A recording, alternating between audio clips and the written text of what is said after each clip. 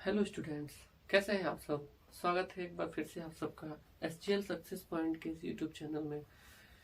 आज का हमारा पहला प्रश्न है, सिद्ध कीजिए कि 2 प्लस करने में 3 एक अपरिमेय संख्या है। आइए इसे हम कल की तरह ही सिद्ध करेंगे। सबसे पहले हम लोग ये मानेंगे कि 2 प्लस करने में 3 एक परिमेय संख्या है।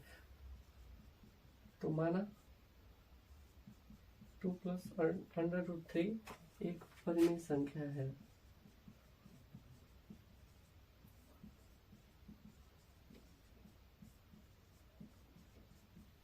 तो जब ये परिमेय संख्या है तो परिमेय संख्याओं को p/q के रूप में लिखा जा सकता है। तो इसलिए हम इसे p/q लिख देंगे। 2 plus √3 is equal to p/q, क्योंकि ये परिमेय संख्या हम लोगों ने मान लिया है, जहां p तथा q पूर्णांक है या सह-अभाज्य पूर्णांक है।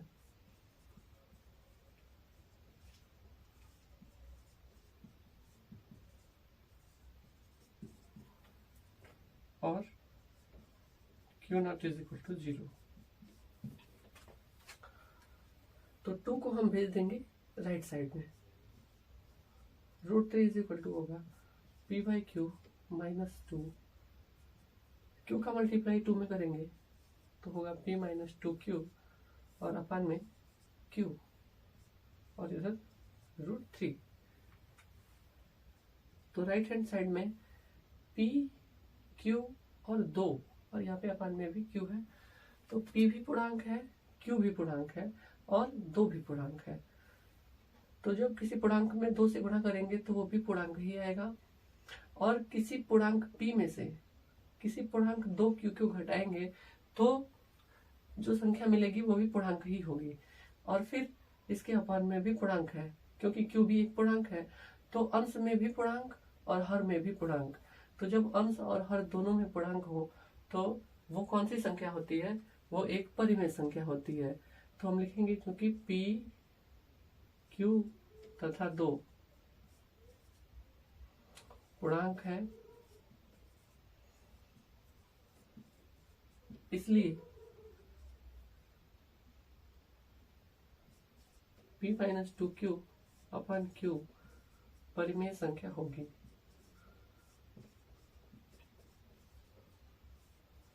परिमेय संख्या होगी, परंतु इसके लेफ्ट साइड में क्या है, √3 है। परंतु √3 एक अपरिमेय संख्या है, एक अपरिमेय संख्या है।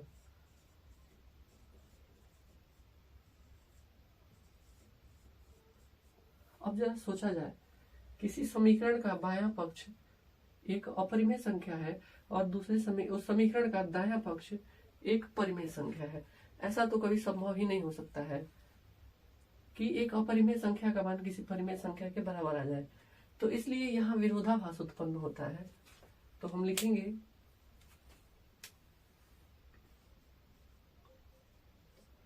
यहाँ पे हम लोग लिखेंगे कि यहाँ विरोधाभास उत्पन्न होता है।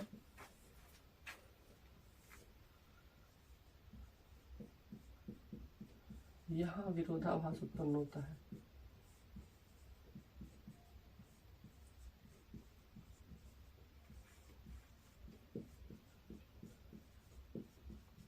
और इसलिए हमारा तथ्य गलत है।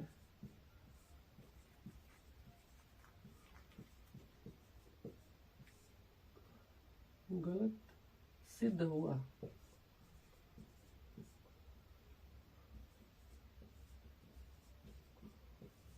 और हमने क्या तथ्य माना था, हमने ये तथ्य माना था कि 2 प्लस करने में 3 एक परिमेय संख्या है। तो ये हमारा तथ्य जो है वो गलत साबित हो गया, क्योंकि एक अपरिमेय संख्या का मान परिमेय संख्या के बराबर आ रहा है। इसलिए हमारा ये जो फैक्ट है वो फेल हो गया, वो गलत साबित हो गया। इसलिए हमारी जो मानना था वो गलत है। और इसलिए जब गलत है तो सही क्या है, तो सही तो यही होगा कि 2 प्लस √3 एक अपरिमेय संख्या है। तो इसलिए 2 प्लस करने में 3 एक अपरिमेय संख्या है। इसलिए 2 प्लस √3 एक अपरिमेय संख्या है,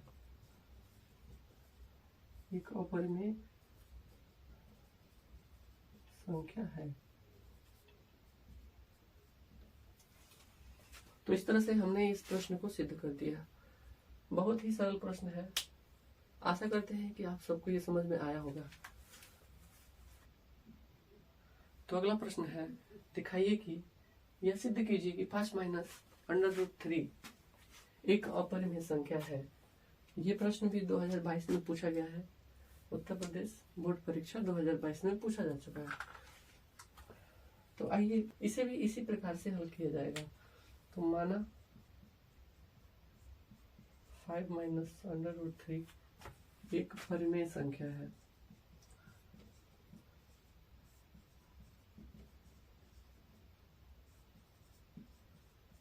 एक परिमेय संख्या है। तो जब ये परिमेय संख्या है तो इसे हम लोग p/q के रूप में लिख सकते हैं, जहां p और q सह-अभाज्य पूर्णांक है।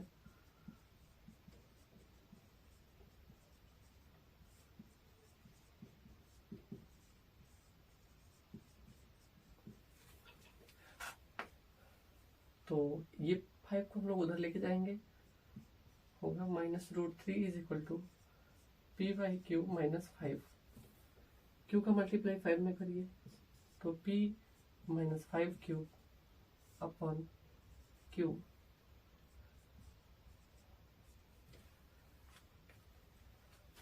इस माइनस से मल्टीप्लाई कर देते हैं। तो माइनस से मल्टीप्लाई करेंगे तो ये होगा √3 और ये आपका प्लस हो जाएगा और ये माइनस हो जाएगा अपॉन q। क्योंकि हमने माइनस से मल्टीप्लाई किया है तो सिंबल चेंज हो जाएंगे। ये माइनस में है तो ये प्लस में हो जाएगा, ये प्लस में था तो ये माइनस में हो जाएगा, और ये माइनस में था तो ये प्लस में हो जाएगा। इस प्रकार फिर से हम लोग कहेंगे कि 5q और p, 5q तथा p पूर्णांक है।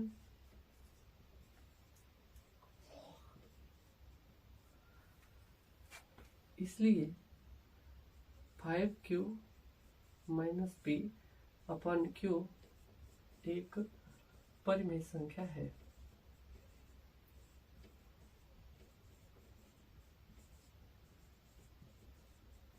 इसलिए परिमेय संख्या है क्यों? पूर्णांक है, 5 में मल्टीप्लाई करेंगे तो भी पूर्णांक आएगा, और एक पूर्णांक में से किसी पूर्णांक को घटाया जाता है तो भी पूर्णांक ही मिलता है। इस तरह से ऊपर जो भी चीज है वो पूर्णांक है और नीचे q भी एक पूर्णांक ही है। तो पूर्णांक अपान पूर्णांक परिमेय संख्या होती है। इसलिए 5q - p अपान q एक परिमेय संख्या है। परंतु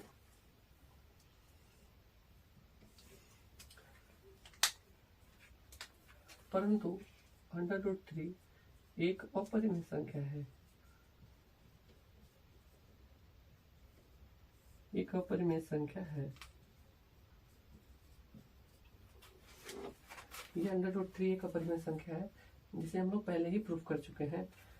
तो इसलिए यहाँ विरोधाभास उत्पन्न होता है।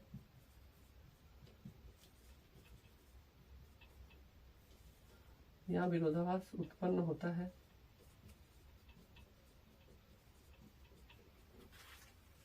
क्यों विरोधाभास उत्पन्न होता है?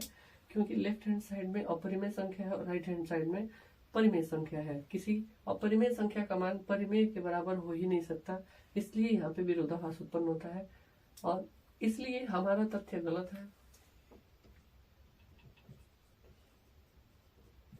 हमारा तथ्य गलत है। यह गलत साबित होता है या सिद्ध होता है।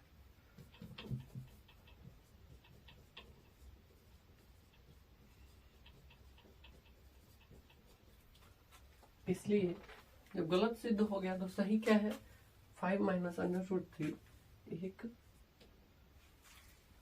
इसलिए 5 माइनस √3 एक अपरिमेय संख्या है।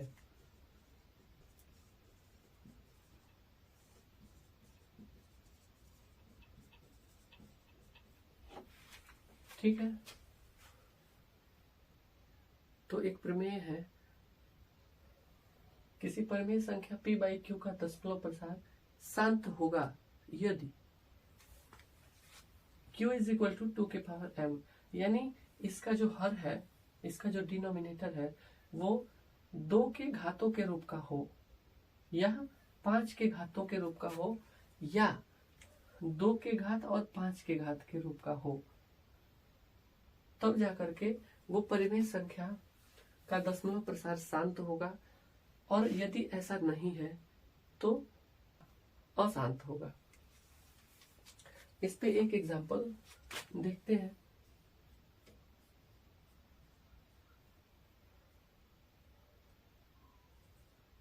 इक्कीस अपान 16, ये पहला एग्जांपल है 21 अपान 16। तो 16 को क्या लिखा जा सकता है, ये जो इसका हर है क्योंकि जो वैल्यू है वो 16 है, 16 को हम लोग ऐसे लिख सकते हैं 2 इंटू 2 इंटू 2 इंटू 2। इसका मतलब ये है 21 अपॉन 2 के पावर 4। तो देखिए इसका जो हर है वो 2 के घात के रूप में आ गया, यानी 2 के पावर 4 आ गया। इसके पावर में चाहे जो नंबर हो वो हमें नहीं देखना है, हमें बस ये देखना है कि यहाँ पे जो आधार है वो 2 ही होना चाहिए। घात में चाहे कुछ भी नंबर आए उससे हमें कोई मतलब नहीं है, हमें मतलब है तो बस इसके आधार से, इसके आधार में 2 आना चाहिए या 5 आना चाहिए या 2 और 5 दोनों आना चाहिए। तो इसलिए इस परिमेय संख्या का दशमलव प्रसार शांत होगा। तो यहाँ पे लिख देंगे कि दशमलव प्रसार शांत होगा।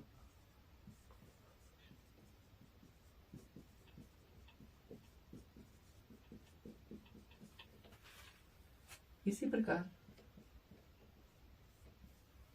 एक और प्रश्न,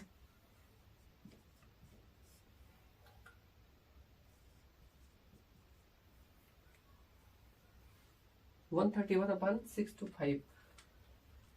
तो जब इसका हम फैक्टर करेंगे तो क्या मिलेगा हमें, 5 इंटू 5 इंटू 5 इंटू 5, और ये है 131। तो इसे हम लोग लिख लेंगे ऐसे 5 के पावर 4। तो यहाँ पे भी हम देख रहे हैं कि इसका जो हर है वो 5 के घात के रूप में आ रहा है, तो इसलिए इसका दशमलव प्रसार भी क्या होगा, शांत होगा।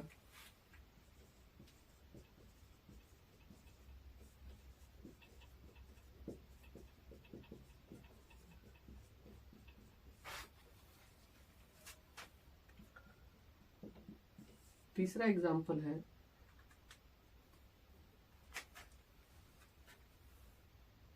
121 और बटे 400। तो इसे हम लोग कैसे लिख सकते हैं, 400 का हम फैक्टर करेंगे 2 से, तो 2 से काटेंगे तो 200 आएगा, फिर 2 से काटेंगे तो 100 आएगा, फिर 2 से काटेंगे तो 50 आएगा, फिर 5 से काटेंगे तो 2 से फिर से कट करेंगे तो 25 आएगा, और फिर 5 से 5 बार में आएगा, और 5 के टेबल में ये 1 बार में आ जाएगा। तो इसलिए हम लोग 240 को क्या लिख सकते हैं, इसलिए हम लोग 400 को क्या लिख सकते हैं, 2 के पावर 4 और 5 के पावर 2। तो इस प्रकार हम देखते हैं कि हमारी जो परिमेय संख्या थी इसका हर 2 के घात और 5 के घात के रूप में आ रहा है। इसलिए ये देखिए q इज इक्वल टू 2 के पावर m और 5 के पावर n इस रूप का है, तो इसलिए इसका दशमलव प्रसार भी क्या होगा, शांत होगा।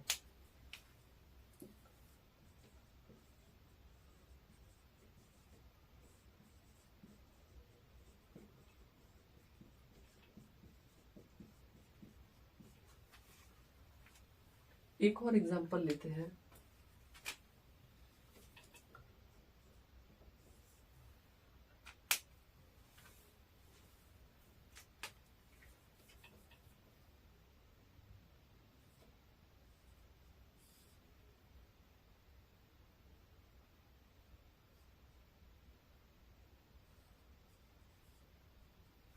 दो 221 अपान 240।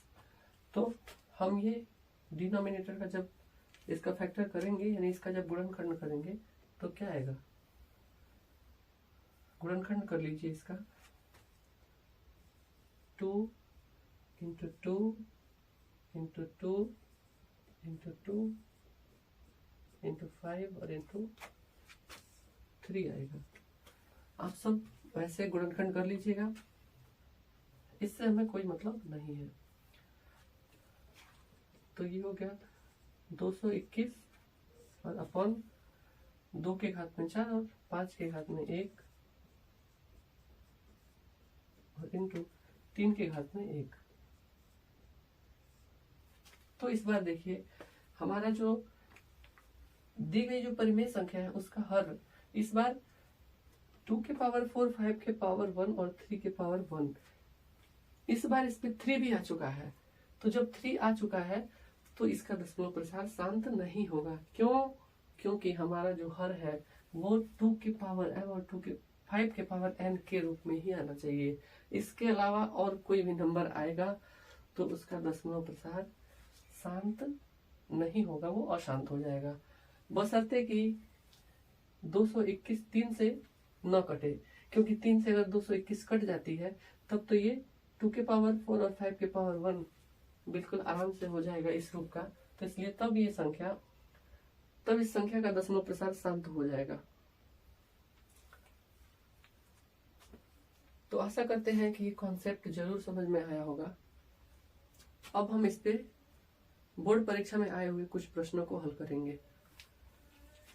तो प्रश्न है, बिना लंबी विभाजन प्रक्रिया किए 14,588 अपॉन 625 को दशमलव रूप में परिवर्तित कीजिए। तो हमें भाग नहीं देना है और इसे दशमलव के रूप में प्रदर्शित करना है। तो आइए देखते हैं, अगर हम हर का फैक्टर करें, गुणनखंड करें, तो हमें क्या मिलेगा।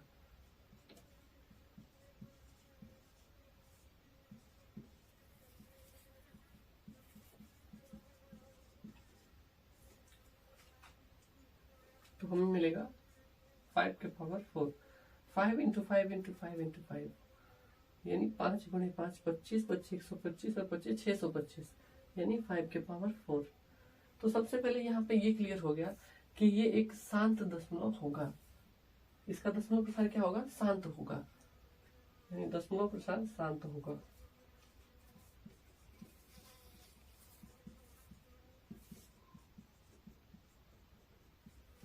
दशमलव प्रसार इसका शांत होगा। तो अब इसे हमें दशमलव में बदलना है और वो भी बिना भाग दिए। तो चलिए इसे बदलते हैं।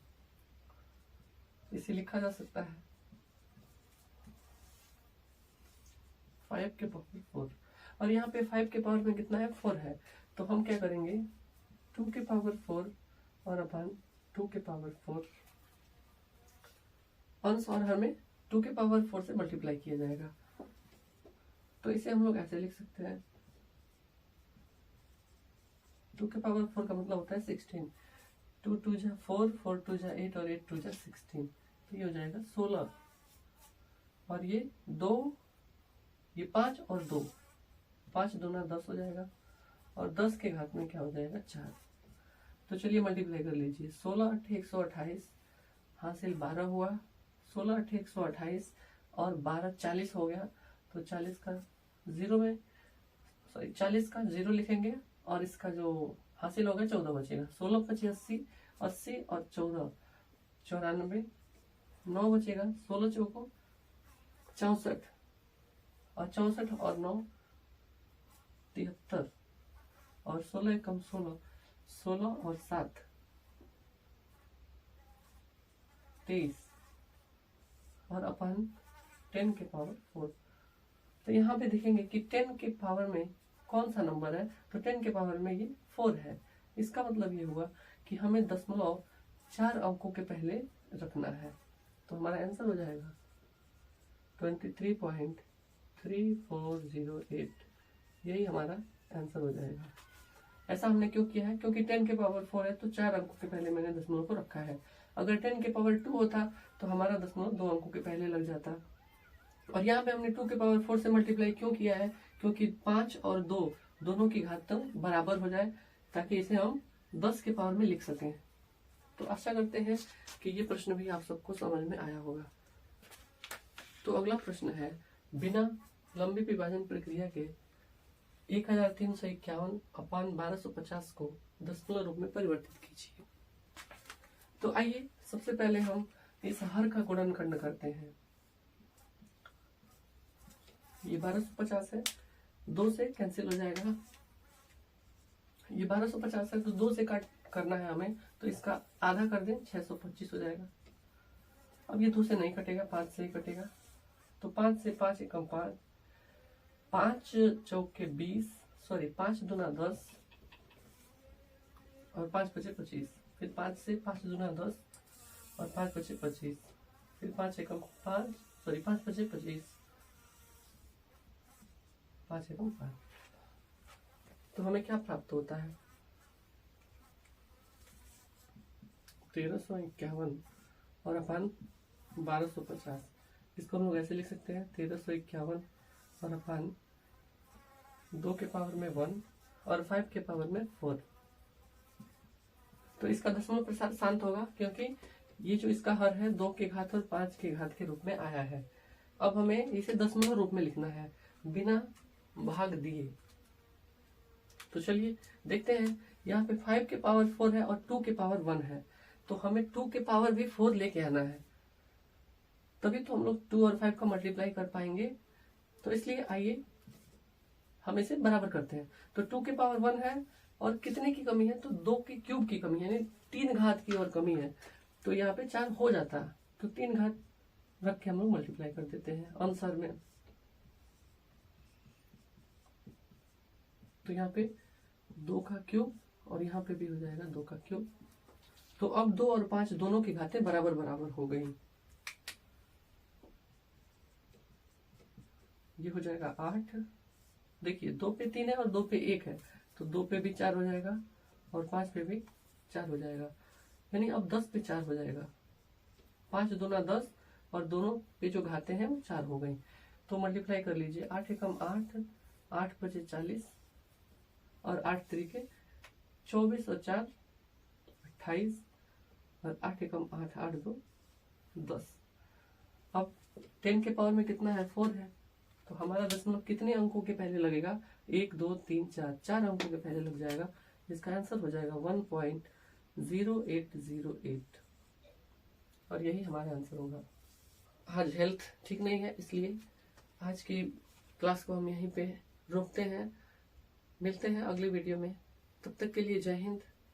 अगर अच्छा लगे तो चैनल को जरूर सब्सक्राइब करिए, वीडियो शेयर करिए, अपने दोस्तों तक पहुंचाइए, इससे मेरा प्रोत्साहन होगा।